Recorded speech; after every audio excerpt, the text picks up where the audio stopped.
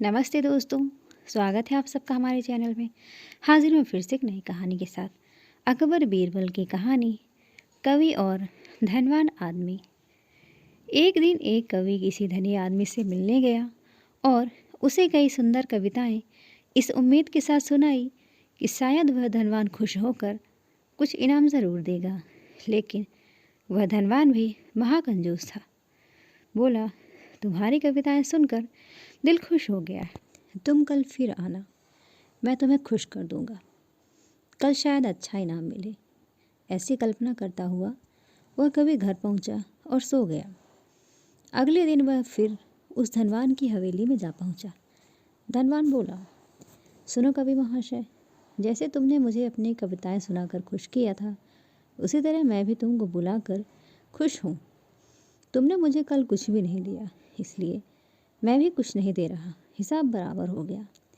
कवि बेहद निराश हुआ। उसने अपनी आप बीती एक मित्र को कह सुनाई और उस मित्र ने बीरबल को बता दिया। सुनकर बीरबल बोला, अब जैसा मैं कहता हूँ वैसा करो। तुम उस धनवान आदमी से मित्रता करके उसे खाने पर बुलाओ। हाँ, अपने कवि मित्र को भी बुलाना मत भूलना। मैं तो खैर वहाँ मौजूद रहूँगा ही। कुछ ही दिनों में बीरबल की योजना के अनुसार कवि के मित्र के घर दोपहर को भोज का कार्यक्रम तय हो गया। नियत समय पर वह धनवान भी आ पहुंचा। उस समय बीरबल, कवि और कुछ अन्य मित्र बातचीत में मशगूल थे। समय गुजरता जा रहा था, लेकिन खाने पीने का कहीं कोई नामो निशान न था। वे लोग पहले की तरह बातचीत में व्यस्त थे। धनवान की बेचैनी बढ़ती जा रही थी। जब उससे रहा न गया तो बोल ही पड़ा, भोजन का समय तो कब का हो चुका है। क्या हम यहाँ खाने पर नहीं आए हैं? खाना? कैसा खाना? बीरबल ने पूछा। धनवान को अब गुस्सा आ गया। क्या मतलब है तुम्हारा? क्या तुमने मुझे यहाँ खाने पर नहीं बुलाया है? खाने का कोई निमंत्रण नहीं था।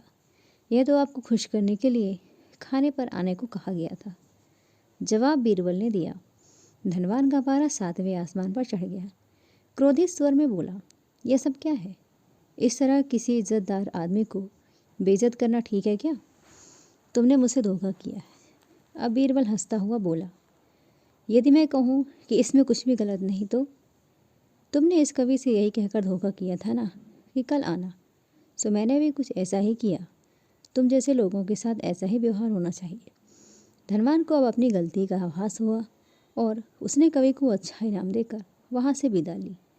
वहाँ मौजूद सभी बीरबल को प्रशंसा भरी नज़रों से देखने लगे। दोस्तों, कहानी आपको कैसी लगी ज़रूर बताइएगा। लाइक करिएगा। चैनल पे नए हैं तो चैनल को सब्सक्राइब करिएगा। धन्यवाद।